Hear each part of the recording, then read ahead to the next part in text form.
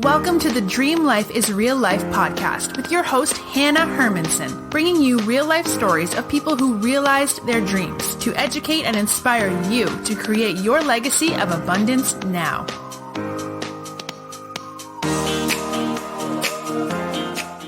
All right. Today's guest is Cameron Cegala, who is the co-founder of AdKaddy, a mobile app that keeps your personal inbox free of brand clutter by giving you new email address and a platform to use for all of your consumer needs. AdKaddy creates a personalized inbox for you where you can direct email communications from your favorite companies. The app sorts your incoming emails, helping you keep promo emails, receipts, and shipping notifications separate and organized. Prior to AdKaddy, Cameron spent her corporate career working in sales and client management at Procter Gamble and two smaller CPG companies. Welcome to the show, Cameron. Thank you for having me, Hanna. And we were just chatting. You're coming all the way to us from Buenos Aires, right? I sure am, from Argentina. Oh my gosh. So I commented on having this strong Wi-Fi and having I'm a recovering digital nomad. Yes. But what has you down there? Just life and my path, and to the title of your podcast, trying to live my life full of abundance. So I was actually down in Buenos Aires in 2008 for study abroad when I was at USC. And when I left, I said, I'm going to move back one day. And 11 years passed. And I said, hey, you know what? I think it's time to go back and spend some time there. And I wasn't sure if that was going to be a temporary or permanent move, but I think it's going to be temporary because I am headed back home sometime this summer. Oh my gosh. So much in common. Study abroad, college. That was my first taste of like, ooh, I need to live like this. Right. Yeah. Where did you go? Well, I did a lot in college. So I didn't actually do like a study abroad. I taught English in Nepal, Kenya, the Dominican Republic, and Kenya. Amazing. Yeah. And the DR awesome. was like, okay, Latin America like has my soul. So I just spent a year living in Mexico and Guatemala, and so decided I think that was just not my forever place. I love it. Yeah, I love it. I mean, I think that something about the Latin culture, at least for me, it just has like a totally different heartbeat. And it's just, I just love it. Totally. Really love it. So I want to know a little bit more about this path, right? Because when I was in college, I thought I would just have to keep taking vacations, or maybe when I retired, I would be able to go back to these places. So how did you set yourself up for a life that allows you to spend months living in whatever country you want? Tell us your story. Sure. Yeah, that's a really great question. And one that is quite difficult to fit into a nutshell. However, I'll say this. I, like most people, I'm sure, spent the vast majority of my life fully focused on academics and career. I really spent my life fully focused on striving for excellence, first in school and of course my personal life, but then later on, really that shifted to my professional life, and my world just simply revolved around this academic and personal excellence. But at the same time, I found myself really striving, looking for that affirmation and approval from my family and my friends, my professors, and later on, of course, my colleagues and clients that came along with the jobs. And honestly, simply put, I was just always trying to be the best at whatever I was doing at the time. And of course, that's not an easy task. It can be quite demanding. The problem was, though, the hopes and expectations of other people, or at least what I thought their hopes and expectations were for me, were ultimately guiding a lot of my path and my decisions, rather than the things that really set my heart on fire. You know, those things that really excited me and really allowed me to live a life full of abundance. You know, to be honest with you, I don't even think I knew what was important to me then. Mm-hmm. And so the result of all of that, of course, as you can probably imagine, is burnout. Mm-hmm. And, you know, I will say this, don't get me wrong. I had an excellent education and corporate career. I received 2 degrees from USC. I had truly best in class training at P&G. I was able to manage some very large product portfolios and well-known clients. I also worked with and managed some truly, truly wonderful people in the corporate world. And I feel incredibly blessed to have been given those opportunities. However, I would say that about 18 months ago, after having gone through what was certainly the most difficult period of my time personally, period of my life, personally, I finally just decided to stop and to really take a step back and to dig in deep, I suppose, to figure out what was really important to me, to figure out what I loved, to figure out what I wanted my priorities to be. And I'll tell you, I mean, it wasn't an easy process. And in some ways, I'm still trying to figure that out each day. I'm sure you can relate on some level. I'm just nodding. Yeah. But I will say, to your question, what I do know today is that I want to control my own path, to control my own destiny, quite frankly, to control my own schedule. I don't want those things to control me. And it's really funny because when people hear my story and the career path that I've chosen, or in some ways has chosen me, or the fact that I'm living in Argentina working, they seem to be particularly inspired by this idea of actually owning your own destiny or controlling your own schedule. Imagine that. And ultimately loving your quote unquote job. But I will say, as cliche as this is going to sound, I've come to realize that I really just want to love and to own my life. There doesn't necessarily need to be this division between my personal life and my professional life. I can just love and own my life as a whole. Yes. And that's where I am today. I am currently living in Buenos Aires, and I am living the personal dream that I always had while still also living out the professional dream. And it's just such a beautiful thing. Oh my gosh. Okay. I am resonating in so many ways, like I said. So I similarly can relate, and some of the listeners have heard this, but that distinct moment in your life, for me, it was in therapy for an eating disorder, because like you, I had to be the best at everything, which also meant like the best at losing weight and counting calories. Of course. And so it manifested in that way for me for a while. And my therapist was like, is this really how you want to be remembered? Because I was defending myself. Like, nobody gets me. No one like thinks I'm as great as I think I don't even know what stories. And to be asked, like, how do you want to be remembered? I did not have a purpose for my life besides like balancing or juggling work and the gym and maybe some friends that could still stand hanging out with me at the time. And ever since then, that was about 5 years ago now. And ever since then, I've been in this evolution of understanding that there is no segmentation. I don't know. I think it is an academic thing where it's like you're good at science and then you're good at math and then now you have recess. But like to live this life that is really just blended as opposed to balance is also one of my goals. And absolutely.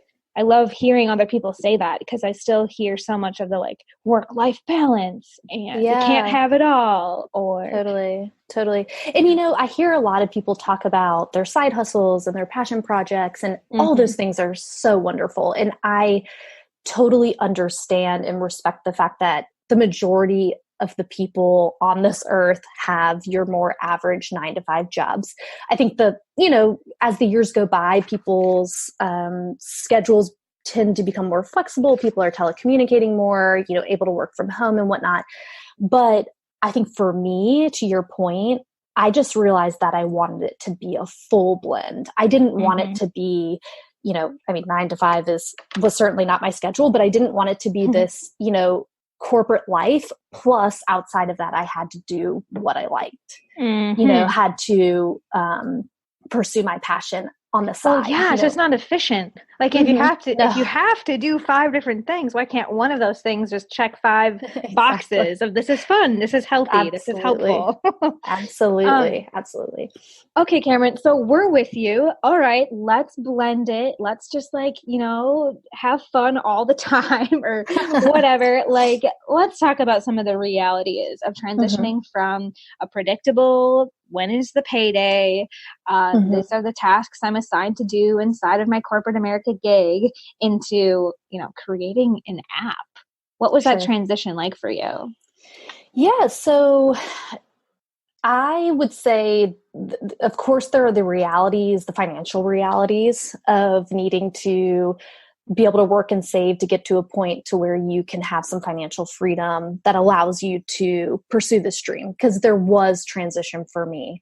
However, I was super lucky in that I had a friend who also had a very similar professional background as me, which is in kind of that brand side, product side. And we both equally saw this frustration around email. And so, to be honest with you, AdKaddy was just born out of frustration with the overabundance of marketing emails that we receive on a daily basis. And it was just a simple thing. We saw a problem, one that really was highlighted in our workplaces, especially this attempt for brands to communicate with consumers, and then consumers wanting to hear from brands about the information they want, but they're being, bombarded with emails every day. And we just saw this issue and said, hey, let's go for it. And we put together a team, most of whom were willing to do this as a passion project and a side hustle, who have afforded me the opportunity to do this more as a full-time gig. And I'm super thankful for that. But yeah, that was really the start of it. It wasn't overly complex. And I know for some it is, but I was able to really kind of prepare myself in my corporate job financially to put myself in a position where I could sort of take the leap of faith. Yes. And what I love about you, Cameron, is that you weren't just at the water cooler complaining about emails, but you were innovating and you saw that problems are opportunities. And you obviously had people who trusted enough in your problem-solving abilities to get on board. And so often I hear people who want to start a business, or they want to quit their job, or they want their side hustle to grow. And it's coming from this desperation and honestly self-centeredness. I just want to leave this job and I just want this to be my full-time thing. And this only happens when you have created enough value for others. And so, like you said, it was simple, but it was also massive to take a problem that everyone's talking about and start to put out solutions. So I really admire that. And I think there's a lot for listeners to hear in that, simple story. Maybe. Absolutely. One of my most favorite bosses of all time taught me to be very results oriented or solutions oriented. And I think that's really carried through with me throughout my career, and then to AdKaddy today, and really trying to solve this massive problem, not just with what we were speaking to before, with wanting this blended life of profession and personal life, but also now solving the problem of this brand consumer relationship. So absolutely. Great. I don't know why I'm feeling inspired to tell you this, but before we started recording, we compared notes. Your dad went to the University of Wisconsin, and I am a UW Badger alum. And this one student left such an impression on me. He used to be an academic advisor. And as advisors, even before I was a marketer or had a business, I was sending emails all the time and getting upset that no one answered my emails when I was like, this is when the meeting is. This is the paperwork you need to graduate. I didn't see it. I didn't get it. So this is a problem, not just for, entrepreneurs, but I remember this one student who I kept getting on their case about not answering emails. And they were like, you know what I need from you? I need a lifesaver. Like the thing that lifeguards throw out, the circle donut floaty thing, because I am drowning in my email. Exactly. And it just gave me this visual. I'm like, yeah, okay. Yeah. Hanna, it's You're so a lifesaver. Yeah. It's so interesting because now having moved over to the consumer side with AdKaddy, where previously primarily with P&G, but with a couple smaller CPG companies as well, I was more on the brand side. When we ask people why they aren't simply unsubscribing from the brands in their inbox, even though the clutter is completely overwhelming them and driving them crazy, they all say the same thing. It's this fear of missing out. FOMO. Something that us millennials are probably all too familiar with.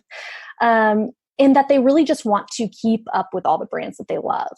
And so interestingly, in other words, it's not really the marketing or the email or the ad itself that's annoying people. It's the interruption of it. So, to your point, you were an academic, so email was probably king in communication, much as it is king with brand consumer communication as well. But the truth is we actually both want and need to receive these emails. For instance, let's say a big sale is going on at Bloomingdale's, or a new product is dropping at Apple, or, whatever excites you, makes you tick. We want and need to receive these communications. We just want and need them in a way that's convenient to us. And that certainly isn't cluttering all of our personal inbox to where we're not seeing, the invitation to the birthday party or the next school assignment or whatever it might be. Yeah, definitely. Interesting. So I don't want to get too much into, like the email marketing strategy with you. No, for sure. But I am really curious when you mentioned building a team with people who were just kind of willing to help you out. I know a lot of folks, whether they're doing the side hustle thing or they know that they can't just do the solopreneur hustle all day, wear all the hats game. This aspect of building a team or delegating or asking for help is always part of the journey. So what advice would you give people when they are at a point in their business where they know they will be better with other people behind their mission? Use your network. We have an incredible team here at AdKaddy, all of whom are in some way friend, family, or previous coworker, colleague, client, etc. We have sourced the people that we know are excel in their specific area, and we've asked them to help. And sometimes that means you can compensate them financially, and sometimes it doesn't. But I think that you have to be willing to ask for help, because you'll be really surprised how people react. Most people want to help you. And, in some cases we do have people on our team who are paid, but in other cases we have people who aren't. And it's pretty incredible how passionate people can become about your project or your app or whatever you're doing without actually receiving something tangible in return. Yeah. Yes. Okay. You're bringing up all these memories of academic advisor life. So I just want to share, because a lot of people do ask, like, should I hire a VA? How much should I pay them? Where should I find them? Should I use Fiverr? Should I use all this? And I totally agree with you. I love knowing, liking, and trusting the people that I'm going to be bringing on board and kind of showing the back end of things. So my first hire in my business was a VA sort of thing. And she actually, at the time, was working for me as a student. She was like our student intern doing marketing for this summer program we were launching at school. And her name also happened to be Hanna, which is just bizarre. But I was like, Hanna, this is going to sound crazy. I know you're graduating soon. Not many people here know this, but I want to be a life coach. And she's like, what? What's a life coach? I was like, we're in the cubicle, Hanna. And I gave her a book about some of the work I was doing. And she comes back a week later and she's like, oh my God, this is perfect. I want to do it. I'm like, okay, but we still work here and you'd be my intern. I think I paid her $10 an hour or something. Sure. And she did that for a few months and it was great. And then she's like, okay, I want to do this for myself now. And then she became one of my long-term clients. And so I think I just like sharing that story when people are getting all technical about how to hire someone in the onboarding process. Sure. So often, especially when you're at the beginning stages, it has to be just this organic relationship-based agreement. So, yeah, I think when people are like-minded, it's easy. I think your friend obviously had similar goals and aspirations and curiosities to you. And so it was just a natural organic fit. And there doesn't always have to be, to your point, this like process or like check boxes you have to make in order for it all to work perfectly. You just sort of kind of go at it organically. Yeah, good. Same page.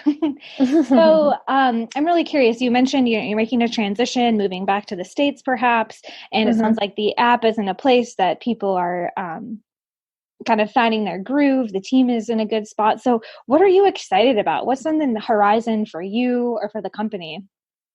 Yeah, we're super excited about user acquisition at the moment. So we really have spent the last year, a little bit over a year, building the app, which has been a totally new experience for me. I've never been in technology and certainly not on the development side of things.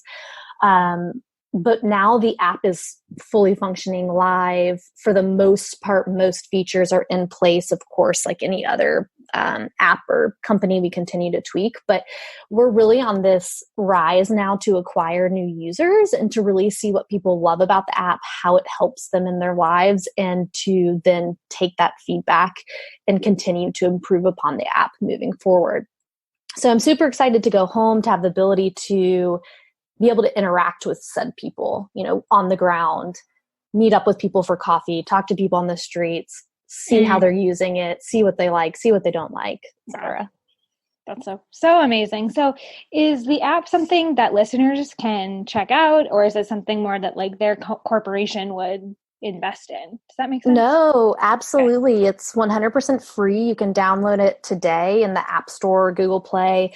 You get on, you create a new email address, and you use that email address to, for instance, check out online or in store, to subscribe to brand news. If you're just trying to get that like 20% off one item coupon from West Elm or whatever it might be, and you don't want it to go to your personal email, you use that email address, and then those emails flow into AdKaddy, separated by brand, and then also organized by email type. So marketing, shipping, receipts. You don't have to worry about digging through all those emails in your Gmail inbox to find that receipt from, Macy's or wherever you're shopping. It's absolutely a consumer-facing email platform. Great. I know, like I said, a lot of people are going to be excited about this lifesaver. For sure. Being thrown at them. Wow. Absolutely. Okay, Cameron, this is super fun. We're already getting to the place, though, in my academic advisor fashion, that I have a little pop quiz. Okay. So just 3 last questions. You're going to do great. If you can build an app, you can do this, okay? I'm ready. Okay. So the first question, what is an action, something that listeners can do today that will help them get closer to their dream life or their goals? Ooh. Remember that tomorrow is not guaranteed. Take really, really good care of yourself, whatever that looks like for you. For some people, it's, physical exercise or eating healthy. It might be traveling or reading books or investing in relationships that are important to you. But take really good care of yourself and stay focused on the things that really matter to you. Perspective. Yeah. That's A+. Question number 2, if you could hand listeners a gift, like some tangible resource that would also help them make their dream life their real life, what would you give them? Oh, well, of course, the free gift for everyone is AdKaddy. So you can download it. Yes. And I will say it's AdKaddy, because the K always gets people. But the other gift would be, and I believe this is one that will resonate with you, Hanna, is a yoga mat, maybe even a good pair of running shoes. And I would say start practicing and get in touch with your mind and body, because it's super important. And maybe it's not yoga for every listener, but whatever it is, just, get in touch with your mind and body. Yes, so true, right? Like the vessel, the body is all we have to be pursuing these other dreams. So that self-care piece. I'm with you. And the last question is, where can people stay in touch with you, download AdKaddy, and take advantage of everything that you've shared today? Okay, you can download AdKaddy in the App Store or Google Play. You are more than welcome to reach out to me directly at Cegala, which is CCEGALA at AdKaddyInc.com. Or you can go to adkaddy.com, ADKADDY.com, and follow us on Instagram, Facebook, etc. You can pretty much comment on anything on any of those channels and eventually get to me.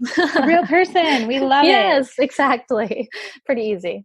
AdKaddy. Wow, Cameron, I feel like we are soul sisters. It has been so fun getting to know more about you. And thank you so much for sharing your story and your lifesavers with us. Thank you so much for having me, Hannah. And thanks, of course, to all the listeners. I've really enjoyed chatting with you. And I will be back next week with another inspiring guest to make your dream life your real life. Until then. You've been learning how to make your dream life your real life with Hanna Hermanson. To get the resources mentioned on today's show and to listen to past episodes, visit www.dreamlifeisreallife.com.